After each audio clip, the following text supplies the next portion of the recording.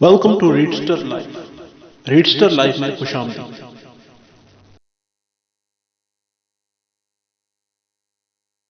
हिम्मत है एक सबक आमूज कहानी हिजड़ा। वो मंगल का दिन था। मैं सुबह सवेरे हस्बे मामूल गुसल करने के लिए गुसल खाने में पहुंचा तो मेरे ऊपर हैरत और अफसोस के ऐसे पहाड़ टूटे जिसके वजन से मैं आज तक नहीं संभल पाया हूँ।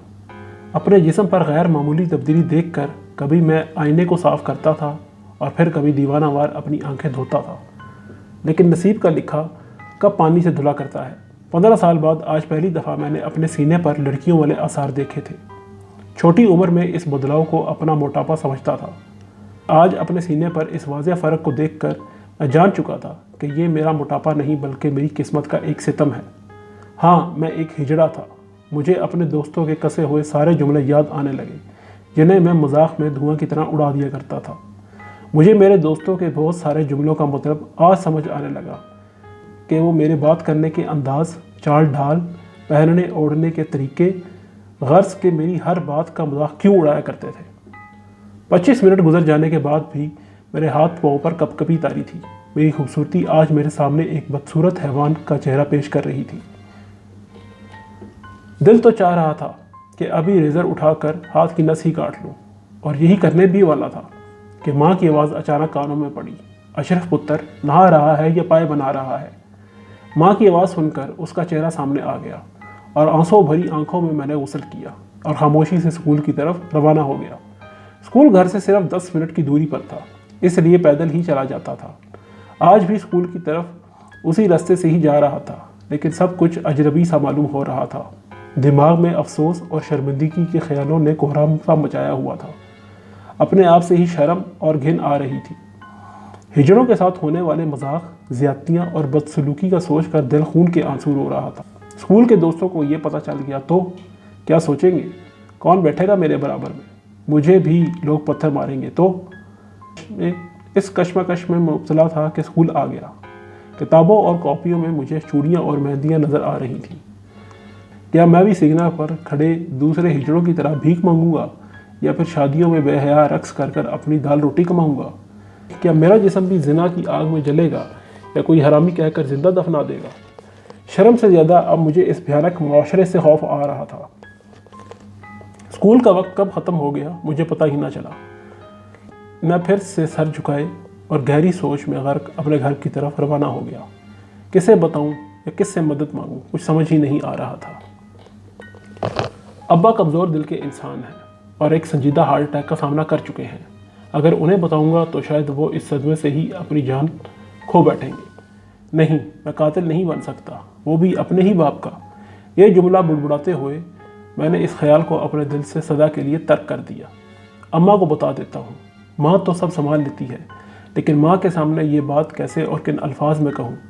अगर उसने अब्बा को बता दिया तो? नहीं, मैं ये बात किसी को नहीं बताऊँगा। छोटे से गांव में ये बात आग की तरह फैल सकती है। कबल इसके कि लोगों को मेरे फैलते हुए जनाना जिस्म और चाल ढाल में वाज़ेह फ़र्क नज़र आए, मुझे गांव से भाग जाना चाहिए। लेकिन कहाँ जाऊंगा? लोग तो पूरी दुनिया में ही हैं। हर जगह ही तो हिजड़ों की तजलील की जाती है। घर पहुँचते ही अपने कमरे में जा लेटा। एक ही छोटी बहन है। जब वो बड़ी होगी तो मेरे बारे में क्या सोचेगी? वो लोगों को मेरे बारे में क्या बताएगी? मेरा भाई हिजड़ा है, क्या ये बोलकर वो मेरा तारुफ करवाएगी? पता नहीं कब आँख लग गई और जब अम्मा प्यार से हाथ सर पर फेर कर जाने लगी तो फिर वही मातम सितम शुरू हो गया। अम्मा ने पास बैठकर पूछा, पुत्र की होया है? उसकी ममता भरा लहजे में इतना असर था कि मेरा दिल चाहा कि वहीं ज़ोर ज़ोर से फूट फूट कर रो पड़ूं और उसे सब बता दूं। लेकिन मैंने एक दोस्त से नाराज़गी का बहाना बनाकर इस बात को टाल दिया, क्योंकि मैं अपने वालिदैन को इस गम से आशना नहीं करना चाहता था। फिर मैंने हिम्मत बांधी और इंटरनेट पर बहुत सी किताबों का मुताला शुरू कर दिया कि किस तरह मैं अपने आप को जनाना असरात से बचा सकता हूँ। मैं खुले मैदानों में पहाड़ों के ऊपर जाकर घंटों वर्जिश करता और सुबह फजर की नमाज अदा करता। उसके बाद समुद्र किनारे जाकर कुरान शरीफ की तिलावत करता ताकि मेरी आवाज़ में जनानापन ना आए और मर्दाना आवाज़ कायम हो सके।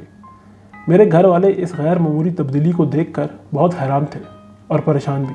ان के दरियाफ्त करने पर मैं एक ही बात दोहराता, मुझे आर्मी में जाना है, उसके लिए ये सब करना ज़रूरी है। मैं रात को खूब गिड़गिड़ा कर अल्लाह के आगे फरियाद करता कि मेरा ऐप भी किसी को ना पता चले। 6 माह के कलील अरसे में मेरे जिस्म में जनानापन खारिज होने लगा और मैं दूसरे लड़कों की तरह सबके सामने अपनी शर्ट अब उतार सकता था।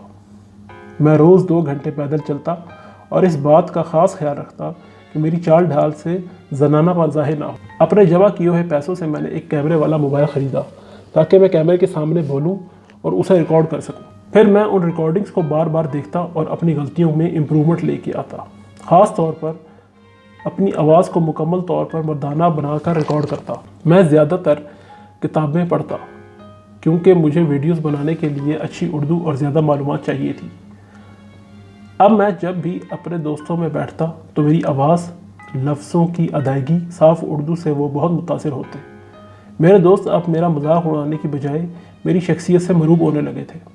इसी भाग दौड़ में मेरे मैट्रिक का इम्तिहान का रिज़ल्ट भी आ गया और मैंने गांव में 3री पोजीशन हासिल की। मुझे अपने ही स्कूल से टीचिंग की पेशकश भी आ गई और मैंने खुशी से उसे कबूल कर लिया। मैं स्कूल में सबक देने से पहले घर पर उसकी बहुत मशक करता और उसी मशक की वजह से मेरे अंदर बहुत खुद एतमाद पैदा हुआ। मुझे अपनी टीचिंग की काबिलियत और कसरत मालूमात की वजह से गाँव का सबसे बेहतरीन उस्ताद माना जाने लगा। मेरे वालिद और वालदा जब भी कहीं जाते तो मेरी पहचान से उनकी बहुत इज़्ज़त होती। एक दिन मेरे करीबी दोस्त ने मेरी वीडियोस देखी तो उसे बहुत पसंद आई और उसने मुझे YouTube पर एक चैनल बना कर दिया और उस दिन से मैं अपनी सारी वीडियोस YouTube के उस चैनल पर डालने लगा। 1 साल के अंदर अंदर YouTube पर मेरे 3000 सब्सक्राइबर्स हो चुके थे। मैं रोज़ तहज्जुद की नमाज़ पढ़कर अल्लाह का शुक्र अदा करता कि उसने मुझ पर बहुत एहसान किया है। एक दिन मुझे किसी अननोन नंबर से फ़ोन आया। जब मुझे पता चला कि वो हमारे मुल्क के एक बहुत बड़े न्यूज़ चैनल के HR डायरेक्टर का फ़ोन है और वो मुझे as a newscaster hire करना चाहते हैं, तो मेरी आंखों में खुशी के मारे आंसू आ गए और मैं सिजदे में जा गिरा। आज मैं पाकिस्तान के नामवर चैनल में एक सीनियर सहाफ़ी की हैसियत से अपने फ़राइज़ सर अंजाम दे रहा हूँ। मैं अपने अल्लाह का जितना शुक्र अदा करूँ वो बहुत कम है। बस आप लोगों से इतनी सी गुजारिश है कि हमारी बरादरी के सारे लोग शौक़ से नहीं मांगते, ना ही वो ज़िना करने की तरफ जाते हैं। इसलिए अगर आपके पास भी इस किस्म का कोई शख्स मौजूद है तो बराए करम उसकी मदद करें। क्या पता आपकी एक छोटी सी काविश उसे कामयाबी की तरफ गामज़न कर दे। जी तो दोस्तों, कैसी लगी आपको ये हमारी कहानी? कमेंट सेक्शन में अपनी राय का इजहार ज़रूर कीजिएगा। शुक्रिया।